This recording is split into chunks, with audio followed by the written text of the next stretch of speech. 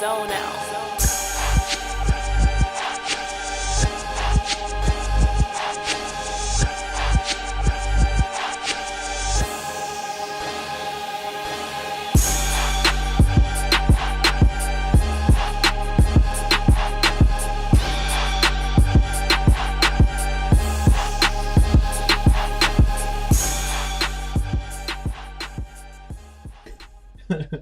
Fuck!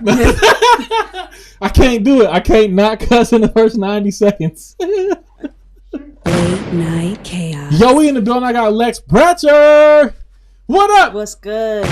Yo, I'm excited as fuck to have you in the building. That's awesome. Cause like I'm new to the whole Lex brand, but you're a fucking savage. Thank you. You a real ass rapper. Thank you. Like you shitting on everybody. Like I don't even want to say dope for a female rapper. You just a dope rapper. Thank you. So like you out here eating motherfuckers.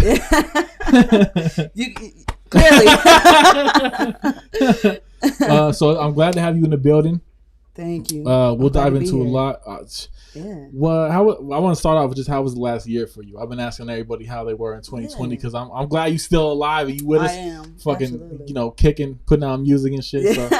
Yeah, definitely. So, I mean, I would say like last year was, I think, I want to first say like, my prayers and thoughts are with the people who struggled last year. For like sure. Over everything, over me, all that kind of stuff. It's more important for me to remember and to be grateful for the fact that my year, although I was in a house, you know, with a roof, For sure. with food, getting paid, like, you know what I mean? Yeah, I was lucky, I was blessed. And so that's first things first. But with that being said, I was in LA completely alone, so I did kind of struggle a little bit mentally, I would say, because I didn't have anybody, I didn't know anybody really, and I didn't have like a job that I could kind of go to like talk to people. So it was a little bit difficult. Music wise, I was kind of in like a contract situation with a manager who was like, I don't really want you to put out music. So last year was very like bare as far as my own music. I did post an EP kind of like on my own, and I don't think that he didn't want me to do that. And so from there we kind of separated. And then I just started doing my own stuff. And then this year it was like, I'm just going to go. So I mean, it's good to have management, but they're not your fucking boss. They're not your, that's what I didn't understand, you know? Yeah. When I first got a manager, he was talking to me as if he was like, I got you because I got all these connects. I'm going to put you with da-da-da-da-da. And so you just listen to me. And so I was like, okay, cool. Like, that makes sense. And I wasn't paying him at the time. So I was like, all right, like, I'll listen to him. But then I realized, like, as a manager, you are my employee. Because ultimately, you're going to be taking money out of my checks. Yeah. So you should be doing everything for me that you should be doing. Or that, you know, that's going to make us both money. And I'm not going to sit here and just wait for you to say, okay, now it's time to make a move. No, I'm ready to make a move now. Yeah. And, you know, he had his own plans. I mean, it's good you figured it out though, you know what I'm saying? And it's funny how people think about that shit, because last year was actually, other than touring, was a great time to put out music. Right. Everybody's at home, their eyes are online. Exactly. Content is king always in any form. Mm-hmm. So I'm glad you snuck something out though. I heard it's dope. Yes, I snuck it. That's dope. So tell me a little bit about yourself, because you're not from AZ. So I'm not from AZ. So where are you from, and where you spend time at? So people don't even know this. I'm from Ohio. Okay. Yeah. I'm from Dayton, Ohio. The rap capital of the world.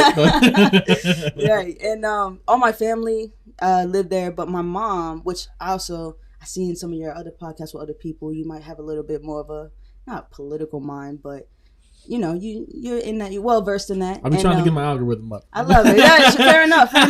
Yeah, and so my mom, she's in politics, and she's been in politics since I'm a kid. So when she was when I was born, we actually moved to DC. And so I grew up Maryland, the DMV area, DC, Maryland, Virginia. And so that's why. And I actually wasn't even going to be a rapper. I went to school for political science. Oh, okay. So you was trying to join the family business. I was trying to be a congressman. Yeah, I got a tattoo for a congressman and everything, man. But now I'm like anti-establishment. I'm so because you understand. I get it now. Like I respect service, you know what I'm Yeah. saying, and everything your mom did. But at the same time, when you learn a lot of truth about just establishment or government or the powers that be, Yep. it's not always fucking rainbows and unicorns. Absolutely you know not.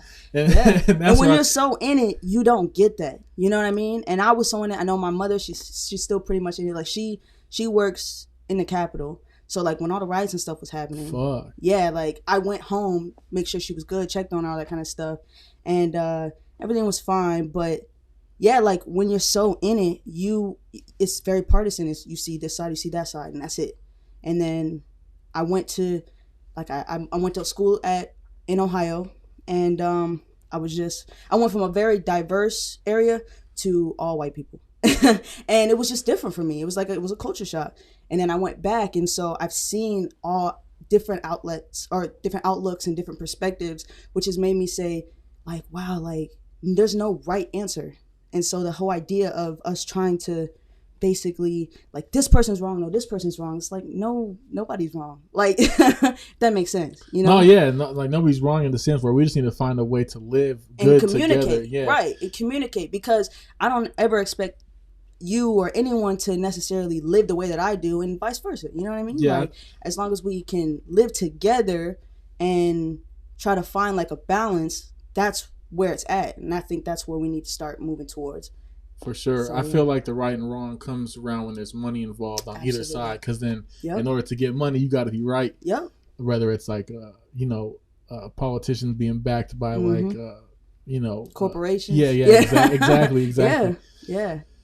That's dope though that you got to see that from a young age and shit, because I didn't give a fuck about politics until like last year or 2 years ago. Really? I really got into high finance and geopolitics, like just really following the money and learning that how evil the people that run the world really are, at least some of them. You just seen what happened with AMC and all that, right? Yeah, I think so. Yeah, they like soon as so they were shorting the stocks. Oh yeah, and GameStop and shit. Yep, and then they was like, no, we're not gonna let people buy these stocks. Yeah. So it's like you're already moving the market. You're moving the pieces. You're moving the goalpost, and so it's not really as fair and equal as you think it is. For you know sure. what I mean? Yeah. And so it was just like, oh man, it's all games. Yeah, no, 100%. Yeah. And now they're coming for our damn First Amendment. Censorship is at an all-time motherfucking high. Yeah. I feel like because a big part of the establishment is trying to hide a lot of shit. Well, I feel like they're probably always trying to hide a lot of shit, but now more than ever, we're being censored online and we can't say certain shit. And I feel like coming up, I mean, since the internet fucking came out, like you've always had your people that are conspiracy guys or like or believe in this or believe in that, and you have a community online no matter what you believe, and now they're taking that away. Yeah. I don't fuck with it. Like we don't got to make this about politics, but there's a lot of shit happening I don't fuck with, and that's why I voice my opinion so much. Absolutely. One, because I feel strongly about certain topics, and then two, to get the algorithm up. Absolutely. Like, I don't know if he was here yet when he was talking man. about, but clicks, whether they like it or hate it, as long as they click, then that puts me up in the ranks. And I mean, the same with music and shit. If people don't like your shit, as long as they listen to it or as long as they buy it, like NWA said when they were running over all the CDs, he's like, I don't give a fuck. They bought them. No, so that's my mentality with it. Yeah, exactly. Yeah. And you say you spent a little time in Cali though? I did. I lived in LA for. So you moved from there to LA, and then to here. Okay. Yeah. Well, now you in paradise finally. You made it. It took a while, but you here. Yeah. I don't know. I feel bad because I always say I'm like. I came to Phoenix during like COVID, and so like I don't get to experience Phoenix. Like I got to experience LA because I got there right before it closed. So I was going to all the parties. I was going to all the before it turned into a fucking tent city. Yeah. Well, unfortunately. Yeah. Before Hollywood Boulevard is dark and tense now. It used to be kind of popping.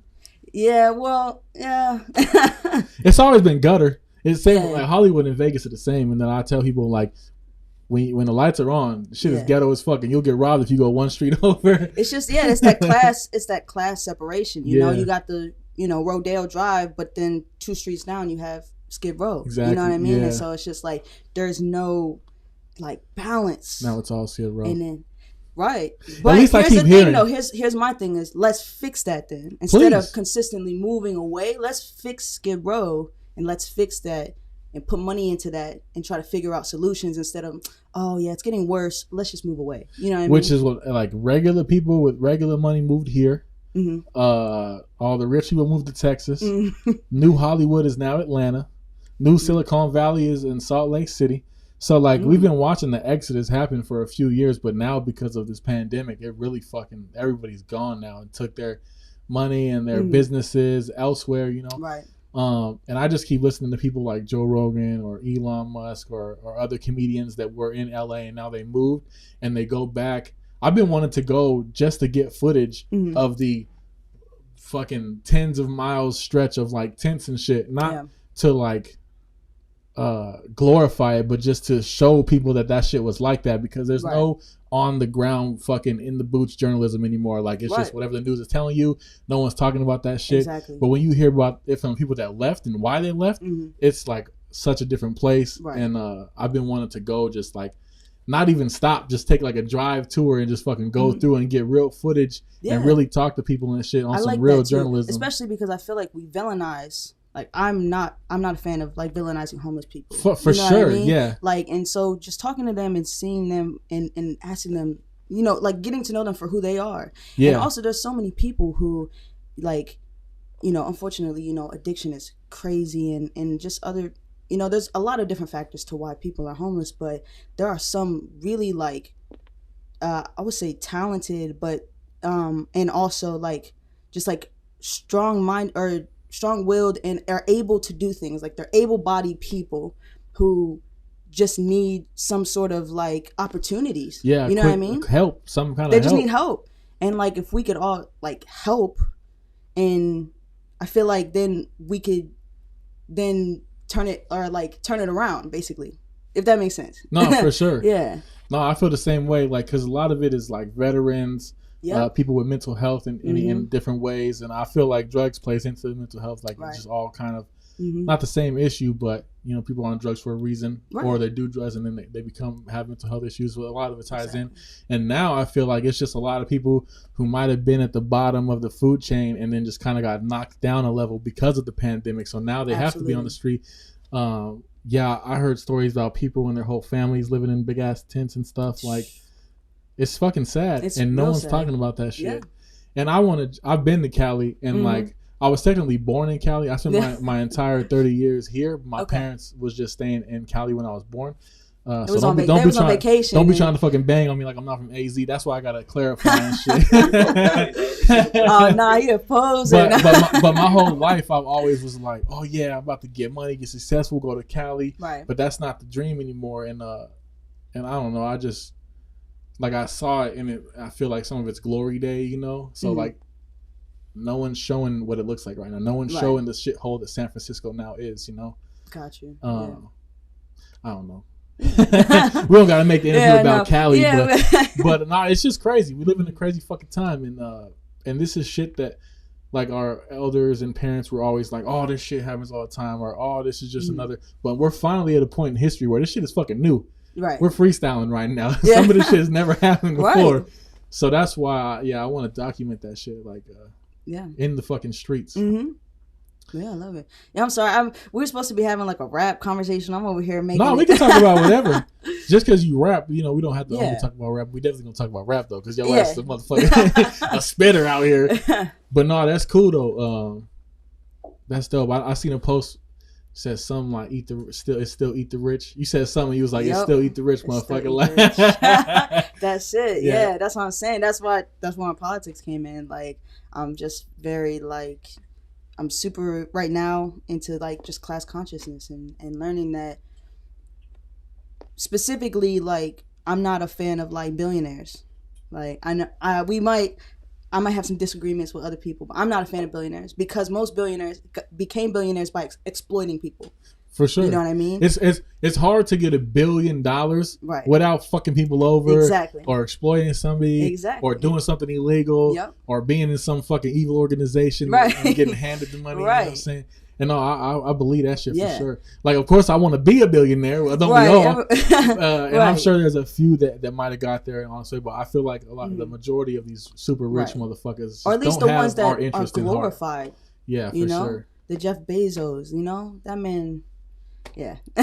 No, that's another evil motherfucker too. Yeah, he looked evil. Like I always talk about Elon, but that's another evil motherfucker too. He's evil too, but he's just like, he's so personable. It's like it's hard to not like him. You know what I mean? Yeah, like everybody just loves fucking Tesla so much. And space, they're like, oh, we don't care that he named his son fucking Satan. Right, whatever that shit is. Whatever that is. No, yeah, I don't even. It's like. No, what is it like? Fucking XAE. Yeah, 12. Yeah. But when you do all the little math and weird shit, it's like pretty much Satan or some shit. So oh, really? Probably gonna get this interview pulled down now on YouTube, but it's all good. I'm not monetized enough to care if they pull my shit down. We'll do it again. Right. I'll have Lex back next week. I don't give a fuck. No, but I definitely appreciate the insight and shit. But yeah, you a fucking spitter. Thank you. So like I said, I'm new to the Lex brand. Okay. I'm glad. Yeah. But I see. I'm not new though, because I'm gonna just jump straight into it. Okay. You're on the fucking Tech Nine album. I'm on the Tech 9. And I've heard that shit.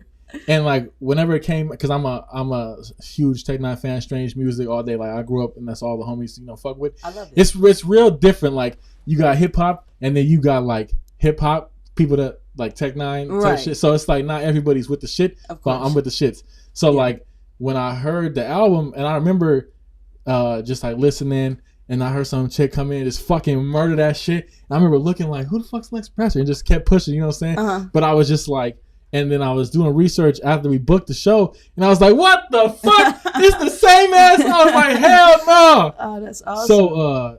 So you're a fucking savage to the point where you kept up, with two of my favorite, and I think so Tech Nine and Chris Calico are 2 out of my top 5. I like Chris Calico even a little more because he be doing the singing thing. He does. So I've been fucking with them for a long time. So the fact that you're on a track with my 2 fucking favorite artists, it's incredible to even be sitting here with you. You know what I'm saying? You. So like, what was that like, and how did that even fucking happen? You know what I mean? Yeah. So okay. I'll bring it back to the beginning. So, 2019. So about 2 years ago, I was living in DC, and I watched this video, and it was by this dude. His name is like Adam something. He's like he's like a independent artist builder. Like he tries to make YouTube videos on like how can independent artists like build their brand.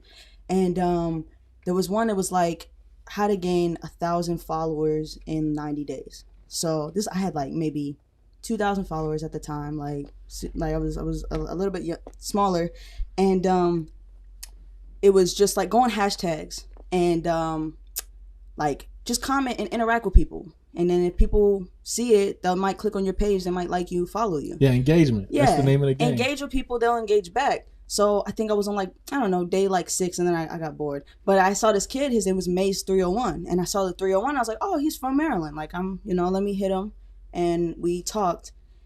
He was a super cool dude, and he followed me back and all that kind of stuff. And then I was like, oh, he's with Strange. He had just got signed to Strange, and so I was like, that's dope. But I wasn't like, oh, like let me try to get in. I was just like, yo, that's cool. And then I think like a month later, I was like, hey, like you've been commenting on my stuff, I've been commenting on your stuff. Do you want to make some music?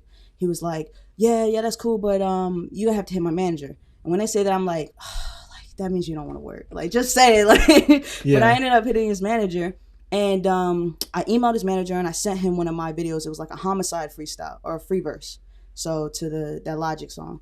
And the manager got back to me like in the morning and was like, yo, like you're dope. You say you're from Maryland. That's hilarious. We're actually doing a show tonight in Silver Spring. Do you want to come? I'm with Tech. Hell yeah, and I was like, yo, like, if that's not the universe speaking, because the day I hit him up, if I would have hit him up one day late, I would have missed that opportunity. Yeah. You know what I mean? So I hit him, and then I was at work, and I literally had to go from work, get on the metro just to get there. And when I got there, I'm still in like my shirt. I work for Apple. So So I had my Apple shirt on, but I had to put, like, when you work for Apple, you're not allowed to have your shirt out because they don't want people like stopping you on the street and be like, "Can you fix my phone?" That, and they probably don't want whatever you do outside of work to reflect on their brand. That too, so they're like, "Yo, you outside smoking, right? You better take the Apple off." Exactly. Yeah. So they always make us cover. So I put on this stupid, like, I don't know, just like racer shirt, and I looked absolutely ridiculous. But I go and they give me the all access pass, and they put me in the sounds area where they like basically they do the lights and stuff, but it's like a direct view. So I got to see the show and I got to watch Tech. And then halfway through the show, he was like, "Yo, we got this dope ass spitter. Like, this person is crazy, da da da da da." And I'm like, "Oh shit, like what's he about to do?" He was like, "Let's Bratcher. She be rapping her motherfucking ass off on stage." Wow. And then he points to me, and everybody's like, "What the fuck?" Like, huh? Looking back, like they don't know who I am or nothing. It was hilarious because like nobody knew who I was. And then after the show, I go to the back to meet up with the manager, and I meet Chris, and we're chilling for a little bit. We talk for like an hour. Hell yeah. And then Tech is like, "You can come on the bus." So I got to go on a tour bus, got to meet Tech, all that kind of stuff. We took How was that? I'm sure that shit was wild because you're probably a fucking fan, right, at that time? I'm a huge fan. And I think the craziest part was, so I don't know if it was the same tour bus, but it looked very similar. Like in 2000 and I would say 13, he posted a video while he was on a tour bus basically teaching how he creates his music. And what he does is like he'll tap on the thing and like do with the, what is it called, dictaphone or something like that, where he just puts in like the sounds, the syllables or something. Right, he'll just do like he'll pretend like it's a snare drum. Yeah. And then he'll put words there. And that's how I learned how to do my flows. Hell yeah. Same way. And so to see that and see him, it just like it was so surreal to me. Because it was like, whoa, like this is someone who I studied and he's showing me love. And at the time, I wasn't even worried about doing a song with him because I was like I get to meet Tech. Like, who cares? Like, I don't need the song right now. So he said to me, he was like, "I want you on my next album." And I was like, "That's awesome." And so a couple months go by, and then I get his number and he sends me the track. I'm at my job and I'm like in the front of the store, like having to greet customers. And all of a sudden I get a call and I'm like, "Yeah, give me 1 second." I head to the back. I go in the janitor's closet and I take the call and I'm like, he's like, "Yo, I got this, track for you." He's like, "I want to make sure that you like it because it's really important that you like it," all that kind of stuff. And I was like, whoa, like I thought he was just gonna give me like a throwaway track or whatever. And yeah, so I get off the call. He sends me the track. I listen to it. And I heard it beat, and I was like, "Oh, this shit is so hard." And he had already had his verse ready, and Chris wasn't on the Chris, or was he? I don't remember. I don't think he was on the chorus yet. It was just his verse, and then so I had to write to that. And so I got home that night and I wrote the whole verse that night. I was like, I'm not waiting. I'm getting this back to him immediately. Hell yeah. So I wrote it that night. Got it back to him. I didn't get to go to Strange Land or nothing like that. I didn't get to like meet up with him, but I did get to do it, still do the track, so it was cool. And I was always like, I don't really want to do a track with him yet, cause like I don't like my fan base isn't there yet.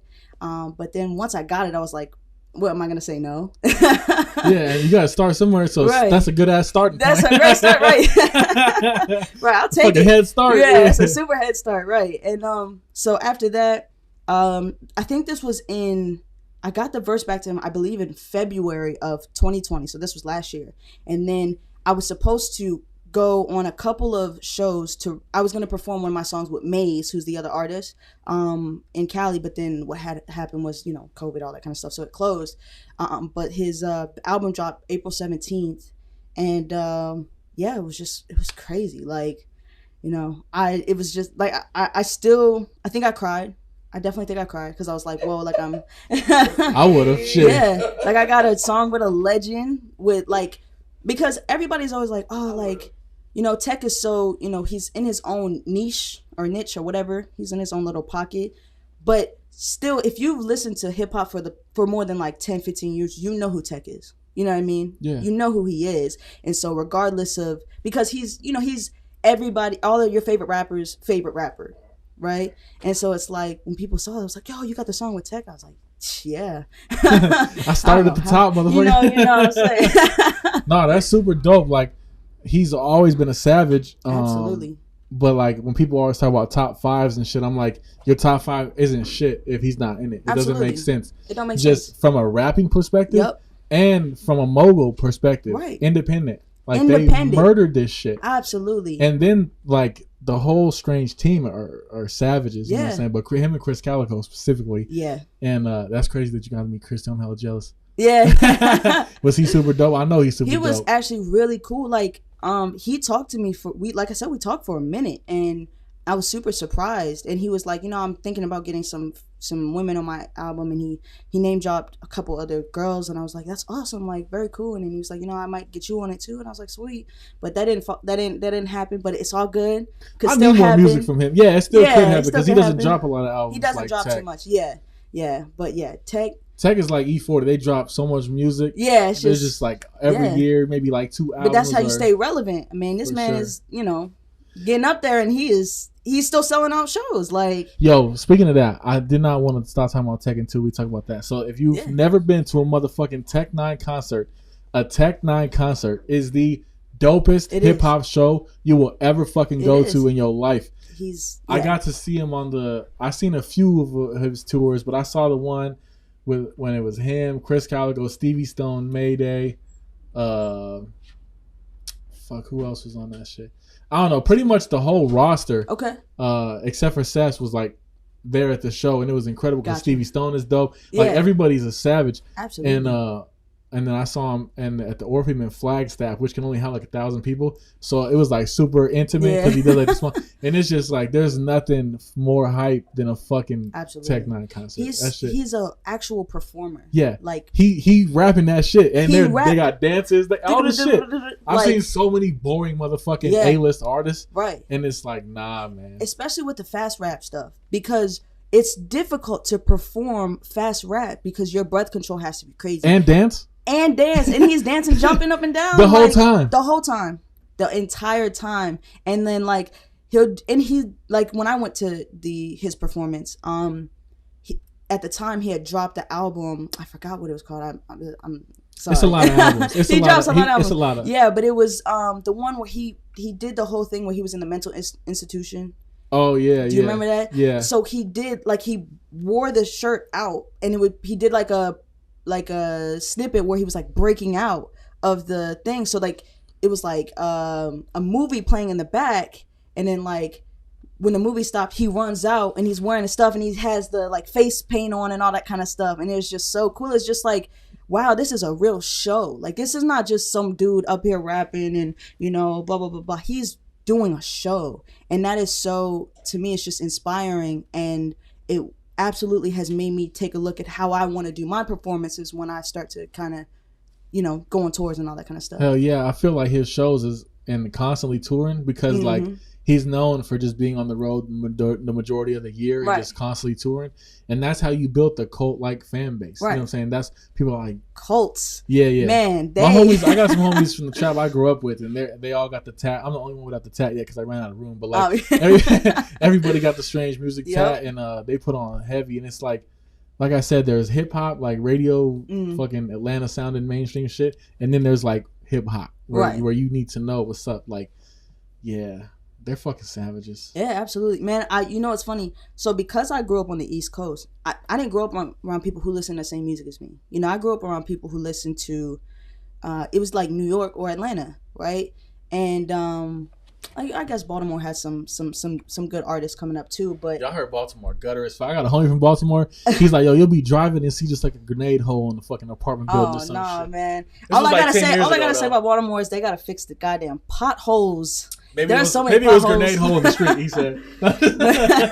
No, but he said motherfuckers just be on corners with like guns and shit because it's just that gun. I don't know. I see. This was like 15 years ago. Yeah, I was gonna say, when I go like the places that everybody's like, oh my gosh, like I'm so scared to go. I'm like, I've been down there. It's not that bad. You know what I mean? Like, like my studio when I was in LA was in South Central, and like the trap, motherfucker. There was like, you're not like you can't wear colors, and I'm like, okay, like cool, like I'm not gonna, I don't want none of that. But like walking down the streets and all that, I felt like I didn't feel threatened ever. You know what I mean? Like don't matter who was on the corners, nothing. Like it was cool. And so it's just another thing I feel like with how people portray on the news and all that kind of stuff. It portrays these areas as like just way worse than they might way be. worse than way worse than they might be, in the sense of like you're not gonna get shot from walking down the street. Like most people who are, you know, in those situations are in those situations because of past things that happen. You know what I mean? Yeah, they're like, in that life. Right. You know what I mean? And so, but yeah, I don't even know what we was talking about before. Oh, I was talking about, growing up, like, I listened to, like, Hobson, and, like... Hobson's dope. Hobson's... So, that's how I found out about Tech, because I heard Am I a Psycho? But I had heard about Tech before, but I just didn't recognize the name. It's kind of like you and me. Like, I seen him do, it was Be Warned. It was the first song I ever heard by him, and it was like this kid on YouTube. He was like 11. He was like rapping it. I was like, this is so cool. I have to learn the song. And so I learned everybody when I gonna move, when a nigga like techniques. And I was like 11. That's how I learned the fast rap. But I didn't recognize that it was Tech. And then Hobson, and I said, oh, that's Tech. Like, I remember that I had no one of his songs. I don't even know him. But it was just weird because that's why I feel like I'm so different than a lot of like the female rappers, or, you know, really who's out here, because I didn't grow up listening to the same rap that everyone else did, per se. Yeah, yeah. So, yeah. You grew up listening to real spitters. Look. I'll say real spitters, yeah. I would definitely say I grew up listening to the real spitters. But I have no, like, I'm not a rapper who... I respect hip-hop for what it is. And, like, even though I might not listen to a lot of the auto-tune rappers or whatever, and I do know that there are other people who really love that shit and they rock with it, and that's hip hop to them. And so, like, who am I to say it's not? You know what I mean? I feel like hip hop was created with the intention of expressing self however you want to. And so, like, when Young Thug had first come out, I was a major hater. I was like, what is this? And then I realized that there's a whole group of people who really rock with that, and they rock with it because it hypes them and it makes them feel good. Yeah, it's their daily vibe. However they tune. Right. So, and who am I to be like, oh, that's not real hip hop? You know what I mean? Yeah. So yeah. I always hated Soulja Boy. Yeah, that man's a mogul though. I don't know. When I was in high school, it was when like Crank That came out and it was all big. I was already DJing and shit, and shortly after, I was like, yo. Because you know how artists tour the clubs and shit. Mm-hmm. And then after I turned 18, we started hitting clubs and working in clubs. And I was like, yo, I want to be the DJ that gets famous for knocking out fucking Soulja Boy. If I ever see him in the club. You just have to pick those motherfuckers that you just might not fuck with. I feel it. And I was listening to real rappers. Right. So like at that time, I was just like, that's... You know, we don't gotta talk shit about Soulja Boy, but I've always talked shit about Soulja Boy. Yeah, and I he this fucking too. Tall anyway, and trying to be a gangster and shit. But. Man, but yes. With that being said, though, like I definitely can say like I listened to that hard shit when I was growing up, but with the way that music is going, I want to be in that. You know what I mean? Like I don't want to be on the outlines, like still just doing the fast rap, and motherfuckers is like, what are you doing? Like, I want to be in there. You know what I mean? It's hard because you see I think one of the perfect examples is you have Cardi B and you have Rhapsody. Right. So obviously, the better rapper, the better artist, probably the better person in general is Rhapsody. You know what I'm saying? And then, but that's, you know, people want to see like ass and titties sometimes. Like, but she not a real spitter. She got ghostwriters. She's just being groomed and shit. So it's like. It's hard for a real artist who's dope to break through without gimmicks. You know what I'm saying? Right. And like Nicki Minaj, like she just happened to like. Well, I guess they paid for all that body work because she was a real spitter. She was a real spitter. Here's what I'll say to that too is like I'm definitely not like I'll bump the hell out of Cardi B. I love that shit. If it's up, then it's up. No, yeah, she got bangers. Know, bangers. I mean, I get that too. Here. Like, with that being said, and I feel like I just keep saying that, with Cardi, I feel like she has accepted the fact that she is not a spitter. She says, you know, I'm a performer. And there's nothing wrong with that. For sure, you know what I mean? And so I've just learned that people find they find the way to do it and to get there. You know, I can't really hate you can't hate from outside the club. You can't even get it. I can't hate from outside the club, you know? So for me, it's like, I feel it. You know, Cardi, like, although, you know, the real rapper in me wants to be like, oh, like she don't even write her stuff. Like I write my stuff. I'm like, she's doing the damn thing and I'm not. So I should be actually taking notes from her and trying to figure out how I can kind of get in the same way that she did, because realistically she pioneered it in the sense of like, I think Nicki pioneered the whole, you know, women empowerment shit. I mean, we can go back to Lil' Kim if you want. We absolutely can go back to Lil' Kim. You're right. You know, she was the number one. The difference though that I'll say with Kim was that I think Kim did her rapping for men and for men's attention. I feel like Nicki raps for women, right? Yeah. You know, because the men wanted to hear Kim talking about licking on balls and shit. Yeah, like that. yeah. It's low-key hard to listen to her shit. It's like awkward. Like. Right. And then Nicki came in and was like, I'm saying this because I'm like, I feel it and I want my women in the club to be rapping it too. And then Cardi took it and did the same shit. But I would say Nicki started it, but I think Cardi did a good job with pushing it, because then after Cardi it was Meg, and then it was Saweetie, and then it was Doja, and all of these low key, people, there's a whole generation right now of like girl rappers and women rappers in that lane. Right. Like all the names you just mentioned, and the City Girls and all that stuff. Because as a DJ, just downloading music, like we see shit before it really hits. Yeah. And I remember a couple years ago, I was just downloading. I was like, why the fuck? Where all these girls come from? Or Rico Nasty? Like, there's just so many different girls. I was like, what the shit? Like, I love Rico.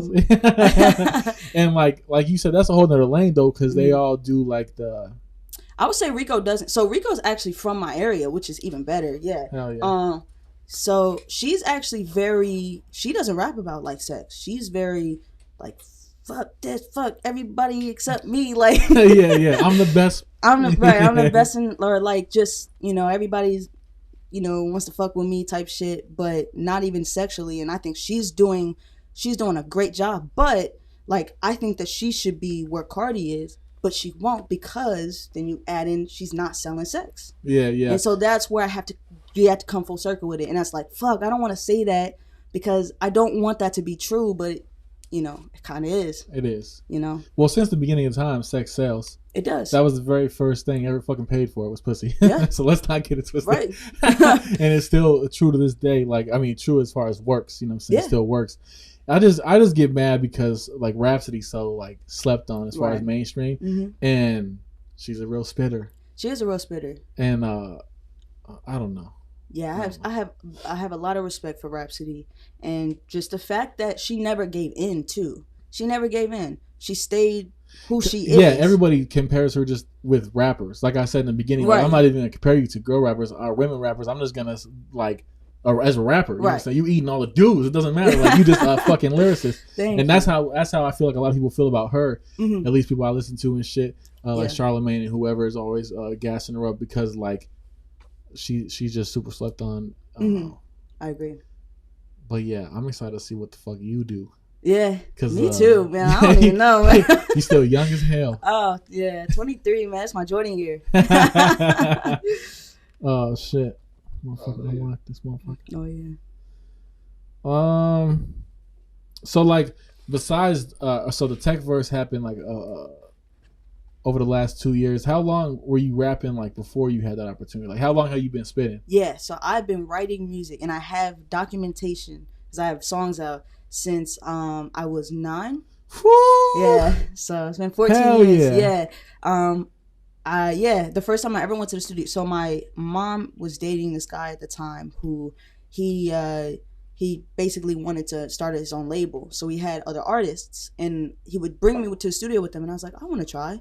So I remember one night, like they were arguing. And I was like, damn, like I really wanted him to like, you know, help me write the song. So he came in and he wrote a couple bars. He just wrote the first few stanzas.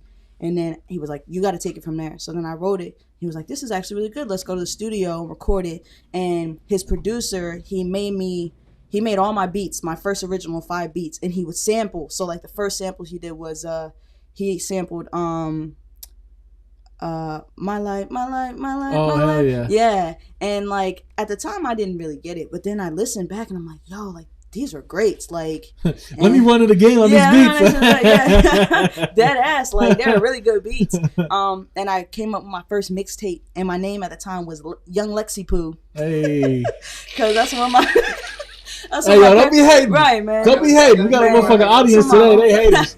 The fucking haters in the audience. Yeah, that's what my mom used to call me Lexi Poo. So I'm gonna change the name of the interview.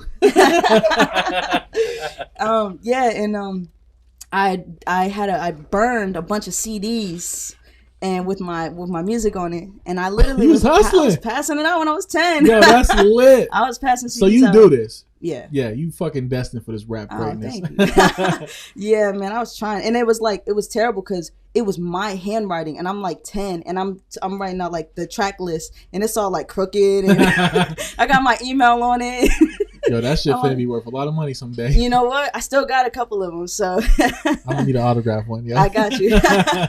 But yeah, and then when I got to I was in 6th grade, I think, and I was like, I really want to keep making music. So I actually no, I think I was in like 5th grade. Yeah, and I begged my mom. I said, please, mom, will you get me this like software? It's called Mixcraft, and it was like $50. And I took the microphone from Rock Band, the game, and I plugged it into my computer, and it worked. It was like a USB mic. Yeah, so I was in there rapping, but like when you rap with that mic, there's no pop filter or anything. There's no filter, so it was literally just like mumbling over. It's like crackling, and I'm just not. It just keeps on clipping. It's terribly mixed, but I was like, oh man, I'm so cool. Like I can put out songs now. So I'd like go to YouTube.com and get a bunch of beats. Like I did like the Billionaire song. I want to be a billionaire. Oh yeah. And I took that one. And I would download the beats. I know that was like 10. And I put that song, and I would like download the beats illegally. But when you post it to YouTube, you have to like pitch the song up because or else you get copyrighted. So like I pitched it. I'm glad you knew that then because I'm still trying to fucking beat YouTube. Yeah. I can't post DJ mixes ever. Nothing. Yeah, and then I think a year later I saved up money and I got a pop filter and a microphone stand. I was still using a Rock Band microphone, but it sounded a lot cleaner. And then I got older and I saved more money. I got a real mic, and then I got Logic, and from there it was just And then throughout high school, history, yo. history was made. What was it like being a spitter in high school and like already like not starting in high, but already being like? I love that question because nobody understood. Like nobody gave a fuck.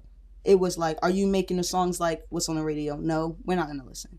So like at first I'm over here spitting over, like Jay-Z, like Otis had came out when I was in high school, and like 0 to 100, and I'm real spitting, and people they wanted to hear at the time. They wanted to hear what sounded like just radio shit. Yeah. So that didn't work for me, and I kept getting discouraged. I was like, I would post a song like every young artist. You post a song, it doesn't blow up. I quit. So then I stopped making music for a month, and then afterwards, when I think I turned like 15 or 16, I was like my depressed phase, and so I started to write poetry, and I would write more sadder stuff. And then this was like, you know what? I'm just gonna record and put out the shit that sounds good to me and it's coming from the heart. And so I started to do a little bit more melodic, a little bit more like truthful, talking about me. Like I have a song called like Scars and like all that kind of stuff, and talking about relationships and how I kept getting my heart broken. And then from there, that started to do actually really well, like in high school and beginning of my freshman year of college, which was 2016. Motherfucker. I graduated college in 2013. Really? I'm not that much older than you. I'm 30, but still, it's just those song references just feel so. Yeah, right. Yeah, man. Yeah, so I just came in, and they were doing good, but I was like, all right, well, I want to kind of take it seriously now, and so I kind of moved back to doing more hard rap, and I studied a lot of battle rap when I was in high school, and that was something that, so I have like a lot of gun bars. I'm not even like, I don't even own a gun, like, but I have a lot of gun bars. Nah, she gun-toting motherfucker, you know what I'm saying? We out here. Yeah. Yo, it's AZ. You allowed to have guns now. I heard. Yeah, I'm about to go. I'm gonna have It's to go the get my wild license. motherfucking West. You don't even need nothing. You don't even need nothing. I can sell you a gun right now, cash, no record. It's a wrap. Hey, hit me after the show. For real. Show the strap, babe. That is something I've noticed. Like, here's the thing though. Like Ohio, I believe open carry. You can open carry in Ohio too. So yeah, you'll see a motherfucker walking through fries with a gun on their head. Oh my gosh, it's just everywhere. It's concealed carry here too. So like, you could just have it in your motherfucking. Yep. You know what I'm saying, in your pocket. Yep. Don't even matter. Yeah, I have noticed that too, and I've been like, oh. Yeah. See, a lot of motherfuckers with guns where it's like, yo, I don't trust this guy with a gun. Yeah. Yeah. I'm not for taking guns away. I'm just saying some people I'll be like, yeah. Why you in fries with the banger, homie? Like, right, like mad as shit at the lettuce. You over here picking out shrimp with the motherfucking strap. Right, God, yeah, like, man, the fries people, they work there, they're gonna be like, yeah, it's over there. I need shredded cheese, by the way. Yeah. But yeah, we still one of the only places, it's the Wild West, I call it. Yeah, let y'all do that, yeah. But I fuck with the gun bars. You fuck with the gun bars, yeah. You don't have gun bars. I always get those couple of people who are like, she don't even shoot guns. I'm like, I know. But those are called haters. Yeah, they are called haters, right? Yeah, no. It might be true, but you know what? For the spirit of hip hop, you know what I mean? So I try to keep it. Like, so you say, hit him with the doo-doo? I'll hit him with the... Doo-doo, because I shit on him? Oh, yeah. Oh, wait, what did I say? Oh, yeah, it's my gun bar. Yeah. Hey, hit him with the doo-doo, because I shit on niggas with the Mac. Get it? Doo-doo. Get it, doo-doo? Doo-doo. Doo-doo. That's dumb. Every time people like say something to me, I've written so much and I'm like, hold on, wait, I gotta like, I don't know which part of my brain that rhyme was in. It's crazy how many lyrics you probably have stored up there.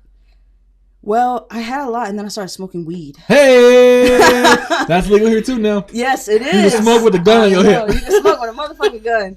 Yeah. Well, see, I had moved to LA and it's been legal there, and so like I remember like trying to go to dispensaries, and then like I'm over there like I don't know like what I don't know like I just want weed, like I just don't want Reggie. And they're like, what do you want? Like you want sativas? And then now I'm a pro. So then when I went to the Arizona one, I seen a bunch of people who was like they had first time recreational and they were in the same predicament that I was in. Like, yeah, they're like, I don't know what I want. It's weird being in here.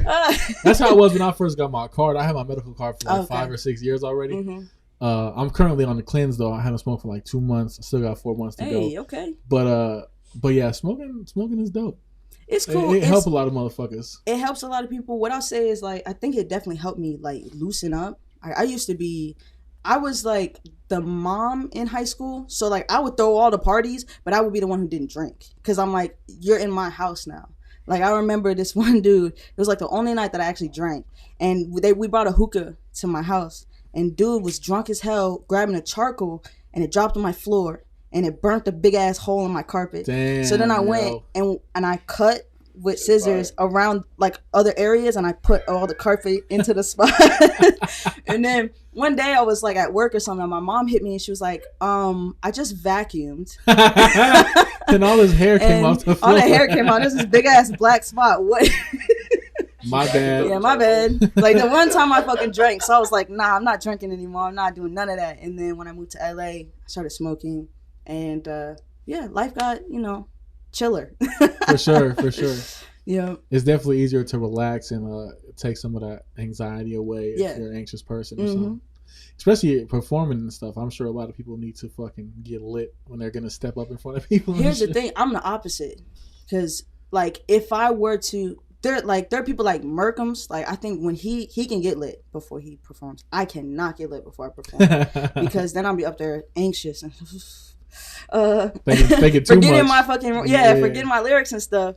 And because I told you, like, that weed, it knocked all my lyrics out of my head, and I'm like, shit, I don't know nothing. Did you get more creative or loose when you started smoking, and you just was like, yo, let me do some wild shit? Like, I felt like as a designer, like a whole creativity fucking opened up when I started smoking. Fair enough. And I feel like if I stop and I get my tolerance back down to nothing, then I might be able to experience that again. Yeah. Because I was smoking too much, but like I want that initial like yo, I'm fucking lit. Let me do some wild shit or do some crazy design or something. So I feel like with bars.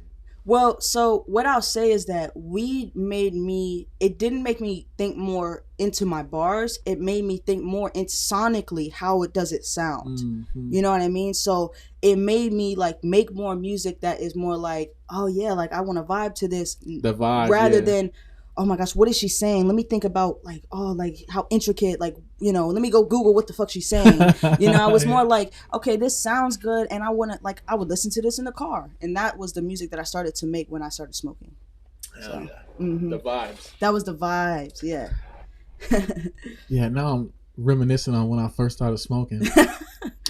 It's good times. Fucking good old days. The good old days. Because I skipped the whole fucking Reggie period. I didn't smoke as a kid. Oh, you didn't? So like when I started smoking, I was already.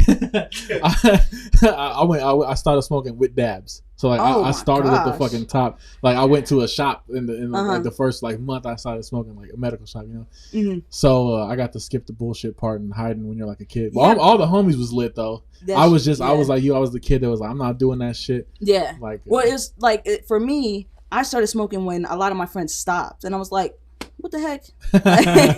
Come on, man! Like we, you know." And so I was like, "What the gosh darn!" I ain't know if I could cuss. Oh, you can cuss? Yeah. What the? I started the show by yelling, exactly. "Fuck!" What you mean? Yeah. This is the show to cuss on. Yeah. I talk about killing pedos like half of the fucking show. Yeah, man. So yeah, it was just. I hadn't taken my first dab until I moved to LA, and then I took it and I was out. I was on the couch like, what's going on? Am I in Maryland? Yeah. Well, I'm on a flight back to my home right now. That's dope though. Yeah. So what you doing right now? What you working on right now? I see you post a few videos with Kato. I think I knew. I've heard Kato. The producer, for people who don't know, on like a bunch of Team Backpack ciphers or some shit. Yeah, he's been around for a minute. Yeah. I've seen him for a minute. Literally those are just like duets that you do on Twitter or TikTok. So like he posts his stuff and says rappers like duet this with, and then you grab it, and then I grab it and do it and murder that shit. Yeah. Thank you. Yeah, but he what does he say? Does he hit you? No. Oh, no. Because I'm sure I guarantee nobody murders that shit like you. So I'm expecting him to like. Hey, yo, you murdered that shit. He reposted my first one that I did, which that one was actually the one that kind of hit like 100,000 views and like it did pretty well. TikTok is still kind of organic in the way where you could get a pop. Yeah, you can get and that was like my second video I ever posted, so it was perfect because it was like, whoa, like I'm out here, guys. Yeah, like this is my second video. I'm already viral. Nah, but yeah, it's definitely a great platform. But I am currently working on just making. Like just music and trying to be as versatile with it as possible. Like, because I want to showcase that I am a spitter, but I also want to showcase that I am able to do the mainstream stuff. Yeah, just as an artist. Just like, you know what I mean? And like, if it's going to be like, my music is very melodic, very like vibe. And then when I go on like Sway in the morning, I'm spitting. So then they're not going to question me. You know what I mean? Sway? No, not yet. I should say, fuck, how did I miss that? No, not yet, man. That's the story for another time. I came up watching all that stuff. So in college, we didn't have TV. So all I watched was like rap battles and Breakfast Club interviews. Mm-hmm. And then started watching like Team Backpack ciphers and shit. And then, so you say you watched a lot of rap battles. So I'm sure, obviously, all of the SMRAC and URL shit. But did you ever watch any AHAT battles? The Vegas League? Probably. But I like the ones that like I knew the most of was like KOTD. Yeah, and that was really it. But I'm sure I came across them because I was just clicking every video that I saw. So yeah, AHAT, their logo looks like a stop sign. It's like a red stop sign. Okay. I'm just bringing it up because I made their logo when I was 19. Oh, okay. Love it. As a fan. Yes, I remember. No, just as a fan. I remember reaching out and I just started designing. I was like, yo, shit's ill. And he was like, yo, I need a new logo. And I gave him 2 options. He picked one. And now that shit has like 100 million views or whatever. I love it. That's awesome. And they've had so that you shit should for be a long time. running your bag up then. Yeah, it costs a little more now. Yeah. I do that shit for free. So. Yeah. But it's crazy because that's my most viewed design probably ever. And it was the first one I ever did something like for free and shit. Yeah. And it was for free. First and it was for free. Mm-hmm. But yeah, I was like 19, first apartment in college, and just on fucking YouTube all day because we didn't want to fucking pay for TV or couldn't afford it. And yeah, so I'm a super fan of like rap battles and all that shit. Definitely, yeah. It's a lot. It's a lot of battles. It's a lot of history too. Absolutely. I fell out of. I haven't been watching in a few years. It's hard to hop back in because half the shit's inside jokes. You got to watch a lot of shit to get it. Yeah, it's like, oh my gosh, I didn't get that one. Did you ever think about battling, or are you just a fan? I did. I absolutely thought about battling, but then I noticed like the battle rappers, they can't break out and make. They be getting stuck. They get stuck, and I don't want to ever get stuck anywhere. Yeah. So I was like, because I was like, oh yeah, I could easily. And I would always think about, I'm like, oh, like I kind of do want somebody to diss me, because But then I'm like, nah, I don't really want to. I know I'm about to diss. Yeah. I feel you. Nikki Zobel. You and Nikki Zobel is gonna have a diss track. Hey. Okay. Hip hop Khaos. Right. I'm finna have to hop in. Yeah. I'm not a rapper, but I want to get in this battle. There you go. No, you make the beat, and then you can also you can spin it, and then like you give him, I'll host it. 30. You host it, yeah. I'll do my DJ drama thing. It's gonna be 8 Mile. Hell yeah, that's dope. Yeah. So let me see. You got a few singles out. Let me see. I seen you had what is the Hall of Fame? Yes. And then also Crash, like a couple of singles you put out this year. Those are 2021 stuff. So what I told myself I was going to do was post 2 songs a month. Dope. And then February happened. And yeah. That's hilarious. So it's like, but what I think I am posting a song actually at the end of this week. Friday is coming out. Hey, it's gonna be brand new wax. Strict. It's the R&B though, so it's gonna be a little auto-tuney. But I think that I pull it off so it don't sound. I'm not. Oh, I don't even want to say that. I don't want to say that because then I'm not trying to just mumble.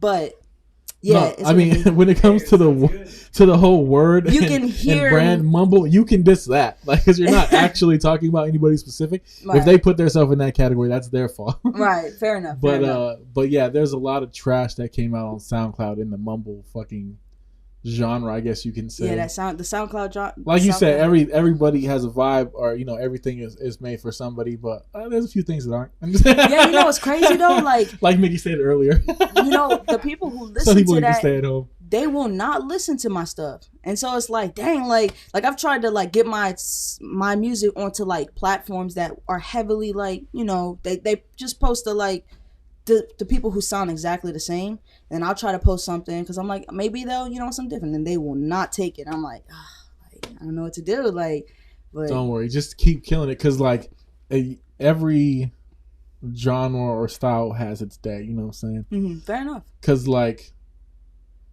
I mean, they get a lot of shit, the whole SoundCloud rapper era, like the Little Yachty's and the shit, but all these motherfuckers blew up and they're rich now. They rich. You can't say right. Yeah, Uzi just spent $24 million for a pink diamond on his fucking forehead off of mumble rapping. Man. So some people break through, and it's just hip hop at the end of the day. Mumble is just like a way that it's described. It's not an actual genre. So like I said, if somebody puts themselves in that category, that's their own fault to be offended, because you shouldn't put your shit in that category anyway. No, exactly. So technically, we should be talking to nobody right now. Right. But if the shoe fits, motherfucker, like exactly, right. So my song comes out Friday, and then I was thinking about trying to drop another one next week, just so I can be like, I did get it in the two a month, but we'll see. It's I get a lot of writer's block, and I get a lot of like self-doubt, because when the fact that like I had a song with Tech, and then now I feel like I didn't move up the way that I kind of wanted to from having a song with a goddamn legend, you know what I mean? And so it's a little bit discouraging in that sense, but that's not how it works. So don't let it discourage you. Yeah. Like I said, like, it's dope. Like, I don't want to say you got lucky, because obviously that happened because you're dope. But the fact that happened in the beginning doesn't, not even the beginning, because you've been rapping since you were fucking 9. But you know what I'm saying? Like, because that happened, and then, but like, you still got to do your thing. You know what I'm saying? And that just helps. You know what I'm saying? Because now you have those people that connects that look. So it's only gonna grow. Yeah, your fan base or get you people, because I'm sure there's a ton of people that listened to his album and then followed you because they heard you on his fucking album, right?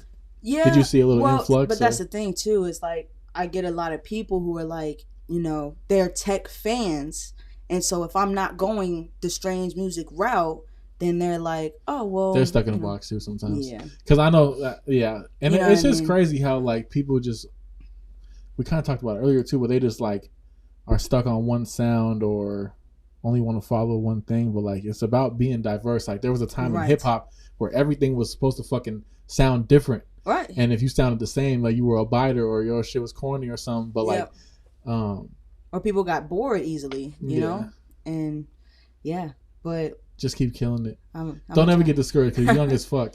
Thank you. Yeah. I try to keep that in mind too. And not even in the sense of like there are people who are getting a little bit older, but I'm like, yeah, you still have time, you know? But I do feel like me being a woman and me being 23 and me being, you know, a good lyricist is really helpful right now. So I want to get on it now. For sure. You know what I mean? Because the whole like female rapper, like we said, all the women that are popping right now, like it's a good, even though you're like wrapping fucking circles around them, it's still a good look for because everybody's looking for girls right now. You know what I'm saying? Everybody's and they're looking for younger women. Like I'm not even gonna I don't want to say too much. I don't want to say nothing crazy, but like all of the other like really good women spitters are like in their 30s. You know what I mean? And I'm 23, so I'm like, I want to go now because now I also have that club appeal where you could play my stuff in the club because, you know, it's that young, you know, fresh stuff rather than it, you know, just being a little bit older and being a little bit out of touch with it. And you hear that? All your old bitches? Wait, please, no, because it's not even like that. But just in the sense, like, industry-wise, looking at it through the industry lens, that's what I'm talking the industry, about. Every industry is always young. It's always aimed at the kids. Exactly. So now you still have that going for you. Exactly. Like, you could still be one of the kids. Right. My like insights, when I look at my insights, my like main core rappers or my main core fans are like 18 to 21. So I'm like, that's perfect because that's when you finally can go to the club, but you can't drink, and then boom, you can finally drink, and it's like right there. That's the key fan base for anybody, and even like land in high school kids. Like if you're a fad in any way, like if you're like they love it. If a school picks you up and they're like, oh my god, everybody's gotta be. But no, like I feel like over the next couple of years, as long as you keep putting out music, you know what I'm saying. I don't even have to say great music because it's all great. So just keep putting out music. And then, it'll come. Like I appreciate that. Thank you. Sure. I'm excited to see what happens. Me too. I'm gonna have to put this fucking cipher together. I'm speaking into the universe right now. Hurry up before I start charging. I know. I do gotta hop on all these motherfuckers before I get out there. Right. Gotta pay the bag. I got you with the invoice. Well, since I got y'all, there's a few people that will probably come for free because they know y'all. So I'm excited. You know what I'm saying? Hey, there you go. Looks, baby. There you go. Yeah, Merc, you better not charge me, bro. Hey. And then last song I gotta plug, obviously, is the song I got with Mickey Zobel. Hallelujah, coming out on his next album, dropping May 9th. May 9th, baby. Yeah. I'm excited to hear that shit. Yeah, we did a video, everything. It was literally that night. I think we had I don't even know why we came over just to do. They came over to shoot pictures of me, and then we was like snapping. Nah, I don't even know his name for real. Say that man snapping. Hey yo, also Hallelujah is the next single. Oh, Hallelujah is the next single. Get out of my interview, please. No, I'm in this bitch. Can I get in? But yeah, so we should have a plethora of music coming out. What I'm super excited to like really get into is doing more music videos. Like doing music videos, doing creative music videos. Like I want to do super like out of the box stuff where it's like the song don't even make like the song and the video don't even make sense together, but it makes so much sense together, you know? Yeah. So that's what I'm super excited to do. Yeah, I feel like visuals has always been important, but now more than ever, it's kind of easier. Not shitting on your job, but technology has helped so much that you could put out dope videos. You know what I'm saying? As long as you got someone that with the ideas and directing it. But like as far as the quality, like Chris, quick, you know what I'm saying? Like get on his head, get that shit popping. I know, man. I know. Nah, visuals are dope. I'm excited. Let me know. I'll fucking share everything. You know what I'm saying? Absolutely. Shit, we definitely got to collab. I'm trying to think how we could work together, but I guess a cipher is the best way for me to fucking be in a video with y'all just running the beat back. I'm excited to see you spin for real. Oh yeah, some real DJ shit. No. Oh shit. Yeah. Late Night Khaos. That's so funny. I gotta get all the drops so she knows it's real. Bucks DJ. Underground. We do this. We do Shit, I've been this. DJing since 07, since I was 16. Wow, okay. Yeah, almost half my life right now. I love it. So, and the last year and a half, I haven't really done shit. So, like, when I posted that video the other day, it's a low key my comeback tour. You know what I'm saying? I'm about to come back, get back in these clubs when they open up, start performing again at the festivals and shit, like with Justice and stuff. So, yeah, I'm definitely started to start shitting on motherfuckers again. Mm-hmm. Yeah, I love it. Cause just like rapping, DJing, we got our own little competition and beefs. You know what I'm saying? Oh, of course. And I stayed out of the drama for a long time, but now it's time to get the algorithm up. You I think I'm gonna put a shirt together that says "Get your algorithm up." And I'll rock it. Oh yeah, I got you. No, when you do your shows too, you should hit me up. I'll come perform. I got you. No, hell yeah. With the free. I can't wait for the world to open back up. Yeah, I can't wait to do a tour. You got here too late to do like any AZ hip hop festivals and stuff, right? Because you came. Oh my god, I cannot wait to get you on one of those fucking stages, so you can murder that shit. I did one. I don't know which snapping. What was that one for Merc? Which one? The one where we was at the Monarch Theater. Oh, you did the virtual hip hop festival this last year? Yeah, I did my verse with Merkham's. Hell yeah. So obviously it was a little different because it's the virtual shit. Yeah. But same people, same organization, same. Huh? It was virtual. They was recording it, I think. But there was people there. Look, but bro, there was 10 people at the crowd. They was sitting down, man. All right. The year before we had 20,000 people, so wow. It's different. Oh yeah, that would be lit. And I meant because I'd be DJing the main stage some of the time. Okay. So like that's how I really leveled up too. Because 2 years ago I DJ'd the main stage in front of 20,000 people over the course of 2 days. I probably had 40 or 50 artists touch my stage that I got to DJ for. And shout out Justice and respect to Underground and the Arizona Hip Hop Festival because we did 20,000 people over the course of 2 days with over 300 artists on 8 stages and not a single fight. Wow. That's why the mayor, it was lit. The mayor co-signed, it's Hip Hop Day now. Oh, that's a few years ago. So yeah, that's amazing. We're killing it. So yeah, hopefully this year we get open back up enough to where we can get everybody back out there in front of all these people and shit. Yeah, I love that. That's awesome. Yeah. Hell yeah. Well, what else you want to tell the people? What else I want to tell the people? Man, I don't know. Back to politics. Yes. So eat the rich, tax the rich. And I told him, I was like, we were in the Applebee's parking lot. Uh-oh. And I was like, we were talking about like what we were wearing because Merkins was gonna record a video that day, and he was wearing like goddamn sweats, and I'm like, you got me over here like I was like, oh shoot, I have to dress up and stuff. But I'm wearing like all thrifted shit. And I was like, yeah, you know what? I don't think I'll ever like spend too much money on like jewelry. And he was like, no, like I want to get a chain, all that kind of stuff. And then I was like, you know what? Yeah, I'm going to get a chain. And it's going to say eat the rich. It's going to be ironic. Like big ass $30,000 chain. No, that's what you need to do. Right? Yeah. Because of course, so you're rich. But I'll be that's a rich. The point. I'll be a rich person that pays my taxes. That's dope. You know, and helps the people. That helps the people. Yeah, like there's a lot of rich motherfuckers that, like we said, are evil or like fuck them. Mm-hmm. But we can't ever diss capitalism because that's why you can exist as an artist and an entrepreneur. Me, them, her. Like capitalism isn't the enemy. So like definitely eat the rich, tax the rich, or whatever. But like, just because AOC is always like talking shit about capitalism, and then she put a fucking $60 hoodie out that said tax the rich, and that's the definition of capitalism. So it's like hypocrites. You know what I'm saying? Well, you look like you mad now. No, I'm definitely said, hey, not. Fuck capitalism. No, I'm just kidding. No,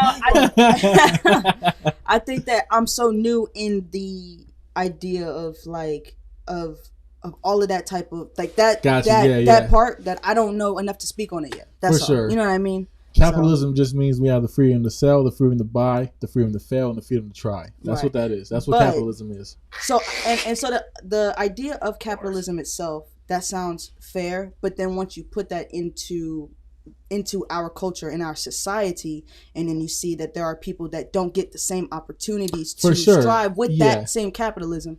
That's where I'm like, and that's because you got these rich motherfuckers exploiting people and there cheating you go. in the game and so shit. It's like then I'm like, I go it's back hate to the being players, anti. don't hate the game. I guess Right. is the best Fair way. enough. Fair enough. I'll take that. That's all I'm trying to say. Yes, because I absolutely. definitely, I fucks with Eat the Rich, but I just want to make sure everybody knows we still trying to be rich out here. Right. that's still the goal. Right. And, I want to be financially stable and never have to work again. And that's all anybody wants. They Right. want to not worry about money mhm. and to do whatever they want whenever they want. That's all anybody wants in the world. Right. Unfortunately, the That's tool not how is it goes. bread. Mhm. You know what I'm saying? Yeah, Mhm. and there's so many different levels of getting bread that it's like Right. the bottom 90% of these motherfuckers. It's not getting shit. Yeah. So that's why it's easy Mhm. to hate the rich. Yeah. Well, at least the evil ones. The evil ones. Yeah. Yeah. Hell yeah. Well, shit. I appreciate you coming through Absolutely. today. Yeah. I'm excited to see what happens. You know what I'm Thank you. saying? Keep eating these motherfuckers. You I'm gonna already promote know. the shit out of you because, like, yeah, we out here. We You in out AZ here. now, so we got to put you on. You know what I'm saying? Yeah. Yeah. Well, I appreciate you. Thank you. And I don't know. Well, you posted, so I was gonna say congratulations. On Hey, the, I appreciate on the it. boy. That's She over there awesome. cooking it right now. She cooking. She over there. She in pain. She's like, I want to go home. Like, damn, it's late. I know. She's like, fuck you with these double days. Yeah, but yeah, and thank you for having me. Yeah, hell yeah. This Mhm. ain't the last time. You know what I'm saying? Absolutely, So, as yeah. soon as you want to drop some Yeah. shit, come back. For sure. We out here. Next time I'm gonna make you rap. All right, deal. We out. Brah, brah, brah.